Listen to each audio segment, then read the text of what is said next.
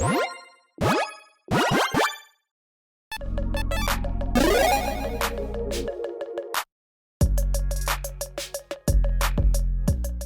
everyone, Mitch coming in from the Commander's Core Studio. Welcome to the show. So on today's episode, I've got a very strange deck. It is utilizing a commander that, well, is near and dear to the hearts of Atog fans out there, I guess, which there are not that many of, according to EDH Rec. This is a commander that is my favorite color combination, which is all the colors. 5 color combination, of course. And it's like basically last place. Okay, fine. It's like ahead of Chromat by like 100 decks or whatever, but it's basically last place. That being said, I am spicing up Atogatog. That's right. This build is around Atogatog. And it's not Atog Tribal. It is not Atog Tribal at all. There are no other Atogs in the deck. Okay, there's like one changeling, but that does not count, okay? There are no Atogs in this deck. This deck is not about Atogs. It is about Atogatog, if that makes any sense. And I am titling this deck, My Sacrifice. Okay, that was a terrible creed. But yeah, the deck's called My Sacrifice because what we're going to be doing is we're going to be getting Atogatog out. Let me read the card first. 5/5 Atog Legend. This is an old card from back in the day when I used to play and I started things off. I think this is Odyssey, right? And yeah, it's an Atog, I guess. It's a legendary creature. It's in Wooburg, and it says very simply, sacrifice an Atog. Atogatog gets +X/+X until end of turn where X is the sacrificed Atog's power. Want to know a fun fact, actually, how I started off this deck? I was looking for a 5-color commander that could actually just sacrifice any creatures freely. There aren't any. Wizards, print us a free sacrifice outlet in the command zone, please, for, like, 5 colors. We're starting to get, like, more in other colors, but, like, come on. Okay, anyways. Regardless, realizing that, you know what? I don't really want to, like, build other Atogs and then, like, pump their power to pump this, and sure. No. What I want to do is I want to get Atogatog out and then sacrifice it and have it come back. And then do it again. And again. And again. Now, why would I do that? Well, first of all, I wanted a different kind of deck. I wanted to prove that you can make Atogatog into a respectable, even threatening commander that can decimate the board once you're set up properly. And what we're going to be doing is we're going to be taking advantage of poor old Atogatog dying and coming back and dying and coming back and dying and coming back again. Because, again, Atogatog can freely sacrifice itself, even though it makes no sense, really, because it's like, I sacrifice myself to gain more power. No, I don't gain any more power. I just get sacrificed. It's very strange. Regardless, it's a strange deck. The budget is not strange, though, for this channel. $22.45 in total, according to Moxfield, not including shipping or basic lands, but you might already have those. Regardless, it's a very unique deck. Let's jump into this one. So, starting things off with tactic number 1, I'm just calling this regular old Feign Death effect, because basically, I call all Feign Death effects Feign Death, which is the first card, ironically, I'm going to be talking about. Instant for a single black mana. Until end of turn, target creature gains. When this creature dies, return to the battlefield. Tap Armstrong's control, they counter on it. Basically, this is essentially what a Feign Death type effect is. It doesn't always have to give a counter. It doesn't have to do this or that. Basically, it just says, hey, if you're going to die, you come back. Okay? So what we're going to be doing is we're going to be saying, hey, Atogatog. Yes. Atogatog, when you die, I'm going to die? Yes, when you die, you come right back. Okay, sacrifice yourself. What? So yes, that's exactly what we're going to be doing. Casting all the Feign Death type effects, and we've got quite a few of them. I mean, in this tactic alone, 12. We're going to go quick. Here we go. Not dead after all. Basically the exact same thing, but it gets a Wicked Roll token attached to it. Cool. So +1/+1, and when that aura is put in the graveyard, each opponent, drains 1. Cool. Next up, Supernatural Stamina. First up, we give the creature +2/+0. Then we sacrifice it. The pumping effects can actually become relevant. We'll talk about some cards that can help with that here in a bit, but yeah, not really all that relevant for the most part. Next up, Undying Evil. Give that creature Undying until end of turn. So if it doesn't have a counter on it, then it comes back into play with a counter on it. And we've got ways to manipulate counters as well, etc., etc. Next up, Undying Malice. Basically just Feign Death. I'm pretty sure this is a copy-paste for Feign Death. Abnormal Endurance. Basically just a Supernatural Stamina, but 1 mana more for some reason. Next up, Demonic Gifts. The exact same thing as that. Yeah, there's a lot of these effects. Fake Your Own Death. The exact same thing as that, but we also get a treasure token too. So you kind of get that extra mana back, which is quite nice. Grace Reprieve. in white. Who knew white has these effects too? It's kind of like, white has reanimation as well, but not as many as black, so it makes kind of sense. When target creature dies this turn to the battlefield under its owner's control. So yeah, again, basically exact same thing as feign death. Infused with vitality. Till left turn, target creature gains death touch. So yeah, Atogatog slightly deadlier. Yay! Cool. I mean, I guess you can like swing with it and stuff, like while you're about to sacrifice it. So you might as well just send it into combat. Cool, you can do that. And when it dies, bring it back, and then also you gain 2 life. Why not? Presume dead. Basically, +2/+0, one of those. And then also, hey, you get to suspect it, so it's got menace and can't block. So, cool. I guess it's better at attacking, which can come in handy. Return to action, basically +1/+0, lifelink, and again, that feign death type effect. So, you've got a lot of different ways to bring it back, but we're not done just yet. Because next up in tactic number 2, we've got some spicy feign death type effects that are slightly different. Okay, some of these are like barely different, and then a lot of them like really skyrocket to super awesome different. Kaya's Ghost Form, chain creature planeswalker you control. When it dies or is put into exile, keep that in mind. That never will happen though, really. Return the card to the battlefield under control. I guess if an opponent has like a split-second way of exiling it, because I guess someone's like, I'm gonna Swords to Plowshares your commander. You're like, no, sacrifice. Again, cool. Yeah, bringing it back. Fungal Fortitude. You can flash it in and chain creature +2/+0. When it dies, return to the battlefield, tapped under someone's control. Basically, the exact same thing as like supernatural stamina and those. Next up, Grim Return. Slight twist on this one. Choose target creature card in a graveyard that was put there from the battlefield this turn. Put that card on the battlefield under your control. So essentially, hey, Atogatog, go away.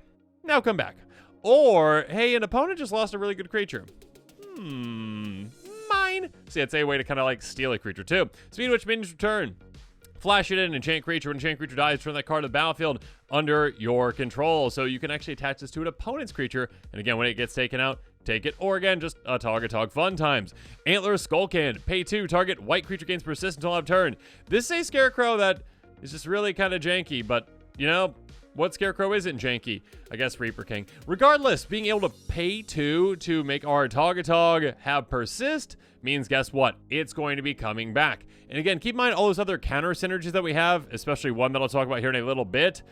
Again, if you get a ++1 counter and a -1/-1 counter, back in the day, you had to keep track of both. These days, they cancel out, so they go away. So if you can keep getting counters on your commander, you can keep persisting it with this. So just an extra free, just whatever you want, 2 mana, return it to the battlefield. Thrilling Encore, that Grim Return we talked about, even bigger effect. Put on the battlefield, under your control, all creature cards in all graveyards that are put there from the battlefield this turn. So if a board wipe were to happen, we gain control of everything? Yay! But also just, keep sacrificing a Atogatog, whatever other creatures you have, you might end up sacrificing in some weird ways we'll talk about here in a bit. Again, we don't really run Atogs, but we have ways to essentially make things go away and maybe have them all come back at the same time. And then a Darkar Valkyrie, a very good one as well.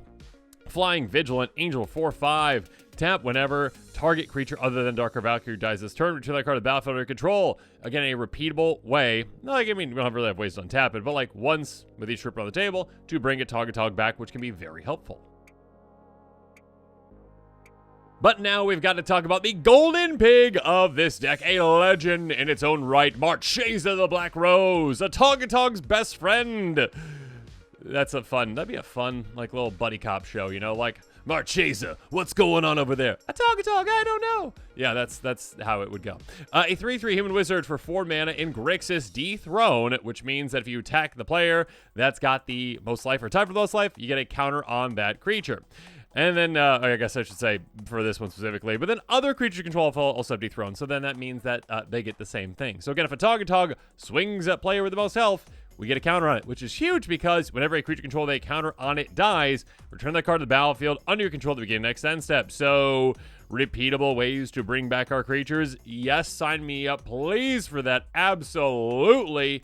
Yes, most definitely. So yeah, this is an amazing way to potentially save our entire team in many scenarios, but also ways to, use and abuse ETBs, and of course, use and abuse Atogatog. I'm so sorry, Atogatog, but we're going to be swinging at that player over there because they got the most life. Oh, darn. I'm going to sacrifice you for value. So, yeah, let's talk about some value now.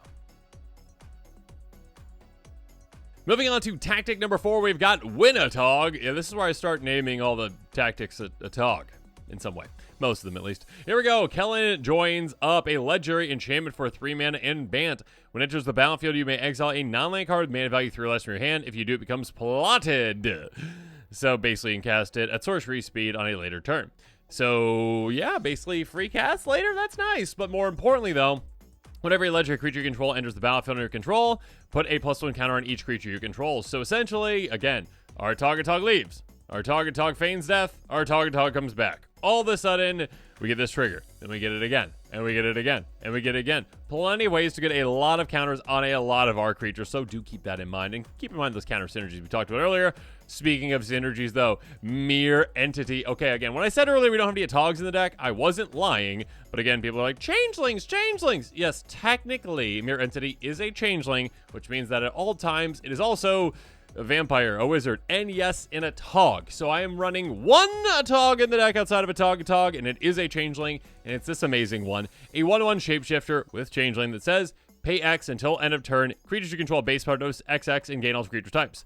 This is incredibly insane with this commander because what we can do now is we can say, put whatever amount of mana you want into that. Let's just say, I don't know, for ease of use, 5. Okay, 5 mana. Everything's a 5/5. Everything is a Atogatog size. Everything is also now in a Toga. I was going to say Atogatog. Everything is now in a Tog. So, Atogatog can sacrifice all the Atogs. Does that make sense? So all of our creatures can be sacrificed. A Tog can just grow and grow and grow and grow. And all of a sudden, our Atogatog is massive. Obviously, one-shot KO. And of course, we've got some weird things that we can do. Weird cards that care about maybe power that can really come in handy for us as well. Next up, speaking of power, Tyranid Prime. A 0/4 Tyranid for 3 mana in Simic. Evolve. Other creature control have Evolve. That is huge because, again, our 5 power 5 toughness commander is going to be coming into play again and again and again and again. And again, and again. So any of our small creatures, like this one, can grow more and more and more, depending on if Atogatog has greater power or toughness than this one. And we'll talk about a way to maybe increase the threshold just a teeny bit. Next up, oh my goodness, though, Watchful Radstag. This is crazy. A 2/2 Elk Mutant for 3 mana in green. Evolve. When it evolves, create a token that's a copy of it. Anytime you see, like, hey, create a token that's a copy of this creature, when this happens, like, you know, Scoot Mob, is it Scoot Mob or what, a Scoot Swarm, whatever the one is, things can get broken quite easily and quite quickly. Again, just picture it, okay, like a Atogatog comes into play, oh, okay, cool, I evolve, because you're bigger than me, all right, I get a counter, oh, and I get another one. Okay, next time that happens, okay, there's 2 of me now, okay, we both evolve, okay, we get another counter, okay, there's 4 of us, now there's 8. It just keeps growing and growing and growing. Obviously, at a certain threshold, you know, again, Atogatog's power is 5. Toughness is 5, too. So it's not going to grow past that unless something happens that we'll get to here in a bit. I promise it's coming. Rakdos joins up. That was another amazing card for us. Enters the battlefield. Bring back target creature card from your grave or the battlefield with 2 additional counters on it. That could be a Atogatog. It could be a reanimation spell for that. Whenever a legendary creature you control dies, Rakdos joins up, deals damage equal to that creature's power to target opponent. So again, every single time we sacrifice a Atogatog, we are dealing out damage based on its power. And again, we've already talked about ways to maybe get the power even larger than that, like Mere Entity. Oh my goodness, just like being like, okay, I sacrificed my creatures, I sacrificed, it's got 40 power, now sacrifice, goodbye. Yeah, lots of cool ways that you can do that. Next up, Where Ancients Tread. Whenever a creature power 5 or greater, 5 is the magic number, enters the battlefield under control, you may have Where Ancients Tread, deal 5 damage to a creature or player. Again, so this can be removal if we want, again, dealing to creatures, or just player removal hitting their faces. Again, a Atogatog, every single time comes back, says, I trigger that again. Death's Presence. Speaking of getting large, whenever a creature you control dies, you get X counters on target creature control, where X number of power, or sorry, the power of creature died. So essentially, Atogatog says, oh, here's 5 counters, here's 5 counters, here's 5 counters, here's 5 counters. And if something else dies, it's like, here, Atogatog, have some power. It's like, okay, cool. You can make things absolutely massive with this. Flare of the Hatebound. Undying, so again, it's going to come back itself. Whenever it or another creature enters the battlefield from your graveyard, that creature deals damage to its power to any target. Basically like a reverse Warstorm Surge, essentially. Kind of like, well, that card we just talked about, you know, with Rakdos joining up. So yeah, being able to dish out damage every single time our commander comes back out of the graveyard. Lovely. Raised by Giants. I told you we'd get there, so this changes all of these power dynamics completely. Commander creatures you own have power and toughness 10, 10, or giants and other types. So now, Atogatog is a giant Atog? Cool. But yes, it is now a 10-10, which means, again, every single time one of these things is triggering that's like based off of power, it's 10 now, not 5. So, Warstorm Surge. There we go. We got there. Creature enters battlefield under control, deals damage equal its power to any target. Again, our commander is going to be entering again and again and again. Typically, that's 5, which is still a lot. But then with the Raised by Giants, it's like, oh, 10. Ouch. Yeah. Stalking Vengeance. Whenever creature control dies, it deals damage equal to its power to target player or planeswalker. So again, on the way out, it is sending out that too. So again, like I talked about earlier, if you increase the power, you increase the damage, you increase the pain. Goodbye, opponents. Next up, tactic number 5, Atogatog. Can you dig it? Yes. Candlekeep Sage, Ledger enchantment background for 3 mana in blue. Commander creatures you own have. When this creature enters or leaves the battlefield, draw a card. Yes, please. So, sacrifice your commander, feign death type effect, essentially, and you are drawing 2 cards every single time. My goodness, the value you can have with that. Speaking of value, Faramir, Steward of Gondor. Whenever a Ledger creature mana value 4 or greater in its battlefield control, you become the monarch. Good luck to your opponents ever taking that from you. I mean, they can try to take it, sure. Go ahead and take it from me. Okay, I sacrifice my Atogatog, it comes back. I get Monarch back again. Thank you, thank you, thank you. The Beaver end step, if you're the Monarch, you get 2 1/1 humans as well, which is nice. But again, also, of course, the additional value out of card advantage from this too. Garruk's Uprising. Whenever it enters the battlefield under your control, if you've got a creature with power 4 or greater, you draw a card. Cool. Draw that card. Creatures control trample. That can be very useful, again, especially with all those counters we talked about earlier, as well as the Raised by Giants. Most importantly, though, whenever a creature with power 4 or greater enters battlefield control, draw a card. Every single time your commander comes back, you're drawing a card. Grim Haruspex, on the way out, you draw a card. Non-token creature control dies, draw a card. It's going to happen a lot. Mask of Grizzlebrand, though. Oh my goodness, I love this. Creature is flying and lifelink. That's nice. That's lovely. That's amazing. Again, we can make our commander hit quite hard with certain kinds of effects out there. On top of that, though, whenever a creature dies, you may pay X life for X its power if you do draw X cards. Yeah, I'll pay that life. Thank you. I'll do that. I mean, I'll gain life from this as well, right? But sure, I'll sacrifice my commander. Yep, draw 5 cards. Or again, like Raised by Giants, draw 10 cards. Sure, yeah, that's lovely. Next up, Shadowheart Dark Justicar. Pay 1 and a black tap, sacrifice our creature, draw X card for X that creature's power. So again, variable amount depending on if our commander's power is 5 or even greater than that. But yeah, for 2 mana repeat, yeah, that's going to be quite spicy. It's going to be quite great. Again, and very, very easy to keep getting more and more Feign Death type effects. Keep this going. Garruk's Pack Leader next up. Whenever a creature with power 3 or greater enters the battlefield under control, you may draw a card. It's going to happen quite a bit. Moldervine Reclamation. We talked about losing some life. That's okay. We can gain it back with this. Creature control dies, you gain 1 life and draw a card. Keep in mind, some of these do not specify non-tokens. So anything we have that makes tokens can definitely benefit from that. Just think about that with the Rad Stack. Oh my goodness. Okay. River Kelpie. Whenever it or other permanent enters the battlefield from a graveyard, like our commander, draw a card. Also, if you're casting spells from graveyard, any player, not just our own, draw a card as well. And it persists too. So keep in mind, again, with those counter synergies, they cancel out. Lovely. Next up, Paleoloth. Whenever another creature with power 5, again, magic number 5, or greater, comes down to play under your control, you may return target creature card from your graveyard to your hand. Thank you. I will be doing that quite a bit. Basically, just get all your creatures back all the time.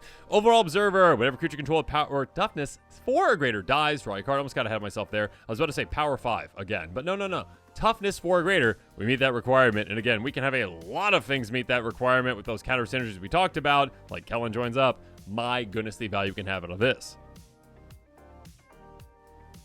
And speaking of value, tactic number 6, Atogatog. We're going to keep this going for a little bit, okay? Rushed Rebirth, an instant for 2 mana in Golgari. Choose target creature. When that creature dies this turn, oh no, Atogatog! It's okay. Search your library for a creature card, lesser mana value upon the battlefield, tap, then shuffle. So go get whatever creature you want out of your deck that costs 4 or less, essentially. Get it right into play. I mean, it could be more if you have a different creature that dies anyways, but most of the time it's going to be Atogatog. Yeah. Hey, casting this targeting you. That's suspicious. Casting a Feign Death. Really suspicious. Now, sacrifice yourself. Oh, no! Next up, Death's Oasis. Whenever a non-token creature control dies with the top 2 cards of your library in your graveyard, mill 2, then return a creature card with lesser converted mana cost than that creature that died from your graveyard to your hand. Our commander has a decently sized converted mana cost again at 5, so hey, bring back things that cost 4 or less every single time. Amazing. You can also pay 1 and sacrifice it if you desperately need to gain life with the greatest converted mana cost from a creature you control. Don't recommend doing that unless you're in a desperate situation. Eomir, I don't know how you say that name. I think that's close. Eomir? Iomir? That's probably Eomir. Marshal of Rohan. 4/4 Human Knight with haste that costs 4 mana. This is a spicy play. Here we go. Whenever one or more other attacking ledger creature control die, untap all creatures you control. After this phase, this combat phase, this ability triggers only once each turn. Lucky for wizards, it triggers only once each turn, or we would be doing some crazy things and they'd be getting complaints. Probably not, but anyways. Being able to just swing with a Atogatog and be like, okay, yeah, I'll be in combat. Do what you're gonna do. They're like, I don't want to kill it. And then we're like, we'll kill it ourselves. We sacrifice it, feign death, whatever. Okay, we get extra combat. Thank you. Lovely. Covenant the last you. 3/7 Vigilant Reaching Treefolk Shaman for 6 mana. Whenever it or another creature control dies, return to one target creature card with lesser toughness from your grave to your hand. Again, we already talked about how, well, toughness can be a variable amount with this deck. Again, if you have Raised by Giants, you're bringing back whatever you want back out of your graveyard. Regardless, if not, most of your things have toughness less than 5, so keep getting those back again and again and again. Finally, Bound and Determine, a really spicy card. Let's actually talk about Determine first, since it costs less. 2 mana. Other spells you control can't be countered by spells or abilities this turn, draw a card. So like a good, I'm gonna go off on this turn, now don't you stopping me. I'm just gonna do some crazy things, so let's do that. Or Bound. This is a really good play with this commander though. 5 mana in Golgari. Sacrifice a creature, instant speed. Return to X cards from your graveyard to your hand, where X is the number of colors that creature was, then remove this card from the game. So hey, sacrifice a Atogatog. Oh, sorry, Atogatog. But I'm doing this for value this time. Go away, and I get 5 cards back for 5 mana. Yeah, that's quite amazing. And considering like restock is like get 2 things back for 5 mana, that's quite a bit better. Next up, tactic number 7, Wrenchatog. Okay, I think this is the last tactic that's a Tog base. But anyways, Wrenchatog. Throwing wrenches in your opponent's plans. Broken Bond for an artifact or enchantment. Also, ramp, getting a land from your hand and a play tab. Speaking of which, Dire Strain Rampage. Destroy an artifact or enchantment an opponent controls most likely. Give them a land in return and play tapped, I believe. But actually, if you destroy a land, which is most likely your own, then you get 2. So it's a way to ramp. You can also flash it back to do it again. This is a spicy one that I've wanted to use for a while, and here we go. Iridian Maelstrom, a sorcery for Wooburg. Destroy each creature that isn't all colors. Oh, sorry, you're not playing a 5-color commander deck? Destroy it all. They're mine. They're all mine. I love 5-color commanders. Okay, anyways, next up, Martyr's Bond. This is gross. Enchantment for 6 mana. Whenever it or another non-land permanent you control is put in a graveyard from the battlefield, each opponent sacrifices a permanent that shares a card type with it. You know, like creature. Like, oh, I sacrificed my Atogatog. Sacrifice some things, please. All right, it's back again. Sacrifice my Atogatog. Sacrifice some more things, please. Thank you. Speaking of which, double that up. Butcher and Malik here. Whenever another creature control dies, each opponent sacrifices a creature. That's going to happen a lot. Your opponents aren't going to have any boards by the time you're done with them, and then you're going to swing through and take them out, you know, with a lot of things. So have fun doing that. I mean, on top of all the Warstorm Surge type effects too. Thorn Mammoth, you can take your creatures out with this too. 6/6 Trampling Elephant for 7. Whenever another creature in the battlefield under your control, it's going to fight to one target creature you don't control. Again, it says up to. You don't have to fight over that. That being said, there are ways to get counters on this, so that'd be quite fun. Regardless, being able to, again, freely sacrifice your commander, bring it back with a feign death type effect, and all of a sudden get this trigger so you can fight something that you want to fight. Do so, do it a lot, and of course, take advantage of all the creature token creating synergies as well. Unite the Coalition, yet another card that I'm like, 5-color, need to use it. Instant for 7 mana in Wooburg. Choose 5, you may choose the same mode more than once. Here we go. Target permanent phases out. Target player draws a card. Exile target player's graveyard. You can do it 5 times, which is kind of obnoxious, I guess. Unite the Coalition deals 2 damage to any target. Destroy target artifact or enchantment. So this can be a way to save things, way to remove them temporarily, way to just draw 5 cards, way to get rid of graveyards that you need to get rid of, ways to damage your opponent's faces or creatures or whatever, ways to take out artifacts and enchantments. So it can be like board wipe / win condition / I don't even know. Card advantage. Lots of things can happen there. But finally, tactic number 8, the setup, and yeah, I did say that I'm not going to be Atogging this one, so it would be Rampatog, but I stopped at this one to set this up, even though I'm still saying it. Anyways, Wayfarer's Bubble. First up, there's Wayfarer's Bubble. Pay 2 tap, sacrifice, get a base land to play tap. Rampant Growth, the OG ramp spell. 2 mana, get a base land to play tap. Edge Bomb does the exact same thing, and it's an amazing card, and you need to play it. Okay. Early on, costs the exact same amount as Rampant Growth. And hey, if you need it early on, great, play it. Go get a basic if you got 4 or fewer lands. And if you don't, hey, later on in the game, cycle it away by sacrificing a land, okay? Next up, cultivate, 2 basics, 1 to play, tap, 1 in your hand, grow from the ashes. If you kick it, you 2 basics into play, untapped. If you don't, just 1, but still it's great. Harrow, sacrifice, 1 land, get 2 into play, untapped. Search for tomorrow, suspend 2 for a single green mana, great turn 1 play, get a basic into play, untapped. Migration path, cycle away if you need to, get 2 basics into play, tapped. Hour of Promise, we're not running deserts, so don't worry about that, but what we care about again is going to get 2 land cards, put on the battlefield, tap, then shuffle. It doesn't specify what kind of land cards. Again, obviously it doesn't be basic, so go get your best lands out there, go get your command towers, go get the things that can help you fix your mana. It can be a great card for the right deck. But now as this episode is coming to a close, it's time for me to hear from you, so in the comments below, let me know your thoughts on this crazy off the wall, insane Atogatog, sacrifice Atogatog, my sacrifice deck is. That was a terrible Creed. That's not even close to Creed at all. So more like Vowly, right? Like, you know, like I don't know. Let me know what your thoughts are in the comments below. Don't comment on my singing, please, or do and tell me it's wonderful. Or be honest and tell me it's terrible. Yeah, if you are interested in this deck, make sure you check out that decklist link in the description below. Unlike any other Atogatog deck, I promise you. So yeah, make sure you check that out. And of course, as always, thanks again, and have a good one. This show and episodes like this one are possible thanks to viewers like you. If you're looking for an easy way to help support this show, make sure that you like, share, and subscribe. Also, hit that bell notification icon so you don't miss any new episodes. You can also go check out our playmats and other merchandise at thecommandersquarters.com. We also have a ton of brand new t-shirt designs in stock, so make sure you check out those as well. Another easy way to support this show is with our TCG Player affiliate links. So whether you're buying a deck or individual cards, you can use this general link right here or one in the description. And the final way that you can support this show is by supporting us directly by becoming a patron. There are many benefits to being a patron, and I truly couldn't do this without all of their support.